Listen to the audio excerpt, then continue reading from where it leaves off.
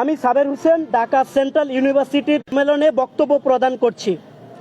প্রথমে আমরা আপনাদের প্রতি কৃতজ্ঞতা প্রকাশ করছি। আপনাদের উপস্থিতি আমাদের যৌক্তিক দাবিগুলো দেশবাসীর সামনে তুলে ধরতে গুরুত্বপূর্ণ ভূমিকা পালন করবে। সম্মানিত সাংবাদিকবৃন্দ, আপনারা অবগত আছেন যে রাজধানীর সরকারি 7 কলেজকে সমন্বিত করে ঢাকা সেন্ট্রাল ইউনিভার্সিটি প্রতিষ্ঠা করা হয়েছে। বিশ্ববিদ্যালয় প্রতিষ্ঠার মাধ্যমে শিক্ষার্থীরা একটি আধুনিক স্বায়ত্তশাসিত এবং শিক্ষাবান্ধব উচ্চশিক্ষা ব্যবস্থার প্রত্যাশা করেছিল। কিন্তু দুঃখজনকভাবে আমরা দেখতে পাচ্ছি 25-26 শিক্ষাবর্ষের প্রকাশিত ভর্তি বিজ্ঞপ্তির কিছু বিষয় বিশ্ববিদ্যালয়ের অধ্যাদেশ 2026 এর সঙ্গে সাংঘর্ষিক বলে প্রতীয়মান হচ্ছে। এর ফলে ভর্তিচ্ছু বর্তমান শিক্ষার্থী এবং অভিভাবকদের মধ্যে বিভ্রান্তি ও উদ্বেগের সৃষ্টি হয়েছে। আমাদের বক্তব্য অত্যন্ত পরিষ্কার। আমরা কোনো ব্যক্তি, প্রতিষ্ঠান বা প্রশাসনের বিরুদ্ধে নই। আমরা একটি স্বচ্ছ, ন্যায়সঙ্গত এবং অধ্যাদেশসমূহ ভর্তি প্রক্রিয়া চাই। আমাদের দাবিসমূহ এই মুহূর্তে বলার জন্য অনুরোধ করব আব্দুল্লাহ আল ফাহাদ ভাইকে।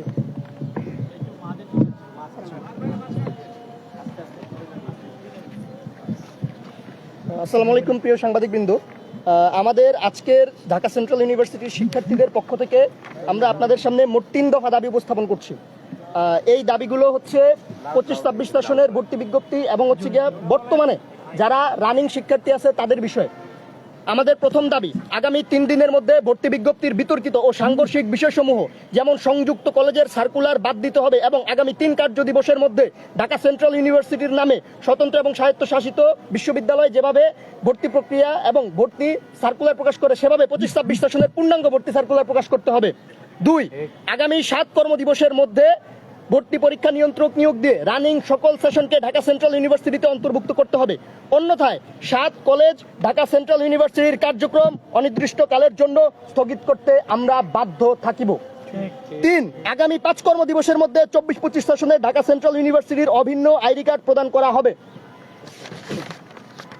আমরা বিশ্বাস করি প্রশাসন শিক্ষার্থীদের এই যৌক্তিক দাবিগুলো গুরুত্বের সঙ্গে বিবেচনা করবে এবং দ্রুত প্রয়োজনীয় পদক্ষেপ গ্রহণ করবে।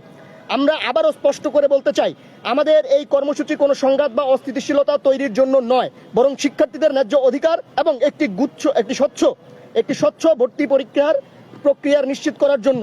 সংবাদ সম্মেলনে উপস্থিত সকল সাংবাদিক ভাই ও বোনদের ধন্যবাদ জানাচ্ছি। আপনারা সত্য তথ্যভিত্তিক সংবাদ পরিবেশনের মাধ্যমে শিক্ষার্থীদের কণ্ঠস্বর দেশের মানুষের কাছে পৌঁছে দেবেন এই প্রত্যাশা করছি।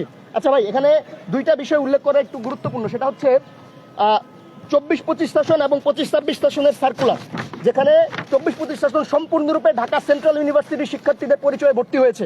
বাট আমরা দেখতে পাচ্ছি 25-26 সেশনে ঢাকা সেন্ট্রাল ইউনিভার্সিটির সার্কুলারে কিছু অসঙ্গতি এখানে উঠে আসছে। এখন অসঙ্গতিটা হচ্ছে, সার্কুলারের শেষ দিকে বলা আছে ঢাকা সেন্ট্রাল ইউনিভার্সিটি অর্জিত ডিগ্রি সমূহ সনদ প্রদান করবে। অর্থাৎ যারা 25-26 সেশনে ভর্তি হবে সেন্ট্রাল ইউনিভার্সিটি শুধু তাদেরকে ডিগ্রি সনদ প্রদান করবে, যেটা সম্পূর্ণরূপে আমাদের শিক্ষার্থীদের একাডেমিক জটিলতা তো নিরসন করেই না, বরং নতুন করে জটিলতা সৃষ্টি করে। তাই আমরা এই সার্কুলারের এই লাইন থেকে শুরু করে সম্পূর্ণরূপে পুরো সার্কুলার সংযুক্ত শব্দ বাতিল করে, এবং এখানে আরেকটি কথা বলা আছে যে কলেজ সমূহের ইউনিটভুক্ত বিভাগ সমূহের ভর্তি কার্যক্রম সংশ্লিষ্ট কলেজের ভর্তি কমিটির মাধ্যমে সম্পন্ন করা হবে, যেটা ঢাকা বিশ্ববিদ্যালয়ের অধীনে থাকার সময় করা হতো যখন আমরা হচ্ছে গিয়ে এই একাডেমিক জটিলতার সম্মুখীন হতাম। তাই আমরা চাই 24-25 সেশনে যেভাবে বিশ্ববিদ্যালয়ের ইউনিট ভিত্তিক ভর্তি পরীক্ষা নেওয়া হয়েছিল সংশ্লিষ্ট কলেজগুলোর বিভিন্ন বিভাগে, ঠিক একইভাবে আমাদের 25-26 সেশনের সার্কুলারও তারা অভিন্ন পরিচয়ে ঢাকা সেন্ট্রাল ইউনিভার্সিটির শিক্ষার্থী হিসেবে বিভিন্ন ক্যাম্পাসে ভর্তি পরীক্ষায় অংশগ্রহণ করে মেধার ভিত্তিতে ভর্তি পরীক্ষা সম্পন্ন করবে। আর 24-25 সেশন আপনারা ভর্তি হয়েছে জানেন যে প্রায় গত 9 মাস হয়ে গেছে, এখনো পর্যন্ত আশঙ্কার বিষয় যে তারা এখনো পর্যন্ত তাদের পরিপূর্ণ পরিচয় পায় নাই। তারা ঢাকা সেন্ট্রাল ইউনিভার্সিটির সংবিধিবদ্ধ আইডি কার্ড পায় নাই। এই জিনিসটা রুখে দেওয়ার জন্য অন্দরমহল থেকে বিভিন্ন ধরনের ষড়যন্ত্র করা হচ্ছে, যাতে কোনোভাবেই তারা তাদের পরিচয় শনাক্ত না করতে পারে এবং আমরা রানিং শিক্ষার্থী যারা আছি আমরা ঢাকা সেন্ট্রাল ইউনিভার্সিটির পরিচয় না পাই।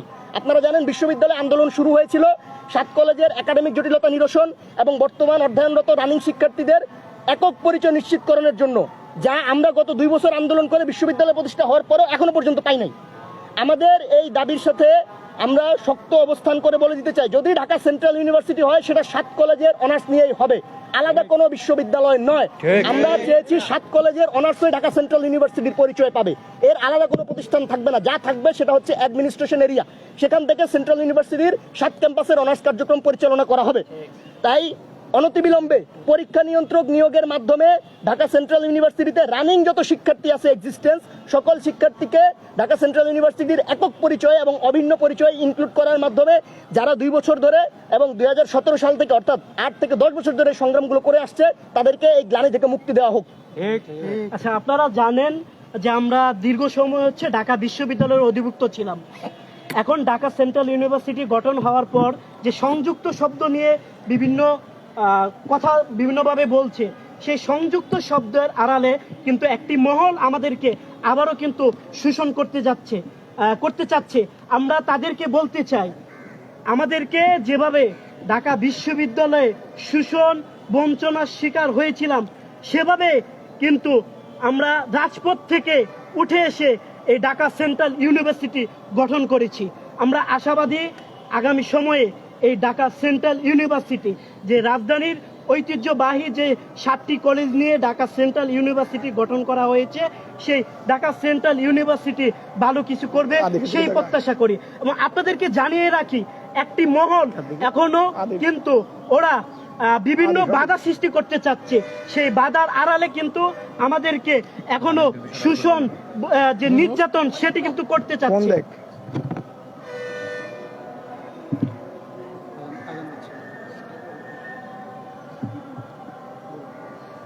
আচ্ছা ভাই, আমাদের মানে মূল দাবিটা যেটা, সেটা হচ্ছে ঢাকা সেন্ট্রাল ইউনিভার্সিটি নামে আমাদের একটাই বিশ্ববিদ্যালয় হবে এবং সেটা 7 কলেজের অনার্স নিয়ে। 7 কলেজের অনার্সের বাইরে ঢাকা সেন্ট্রাল ইউনিভার্সিটির কোনো স্বতন্ত্র পরিচয় নাই। 7 কলেজের অনার্স মানেই ঢাকা সেন্ট্রাল ইউনিভার্সিটি। এই জিনিসটা যারা বিশ্ববিদ্যালয় প্রশাসন আছে আপনারা জানেন, আমাদের বিশ্ববিদ্যালয় প্রশাসনের মধ্যে মাননীয় ভিসি নুরুল ইসলাম স্যার আমাদের জন্য নিরলসভাবে কাজ করে যাচ্ছে, কিন্তু তিনি ব্যক্তিগতভাবে আমাদের শিক্ষার্থী বান্ধব সিদ্ধান্ত বাস্তবায়ন করতে চাইলেও অন্দরমহল থেকে বাধা প্রদান করে শিক্ষার্থী বান্ধব সিদ্ধান্ত বাস্তবায়ন করতে বাধা দেওয়া হচ্ছে।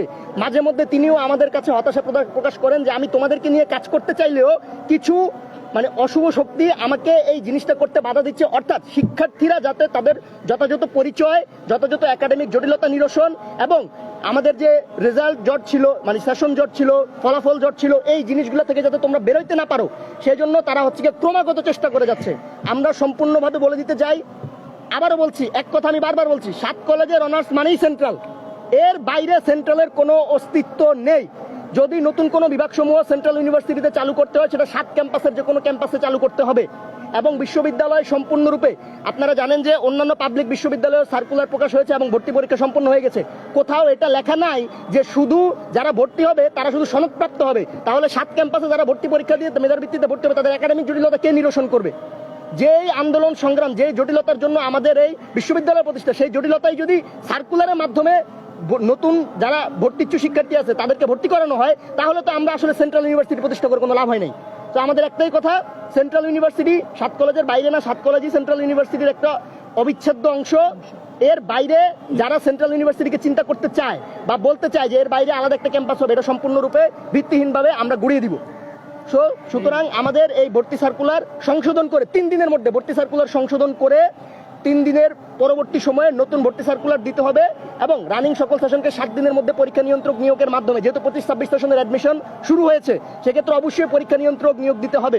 সো পরীক্ষা নিয়ন্ত্রক নিয়োগ দেওয়ার মাধ্যমে আমাদের রানিং সকল সেশনকে ঢাকা সেন্ট্রাল ইউনিভার্সিটির অভিন্ন পরিচয় এবং একাডেমিক জটিলতায়, মানে ঢাকা বিশ্ববিদ্যালয়ের যে একাডেমিক জটিলতা আছে সেখান থেকে মুক্ত করে ঢাকা সেন্ট্রাল ইউনিভার্সিটির একাডেমিকে অন্তর্ভুক্ত করতে হবে। ধন্যবাদ সকলকে।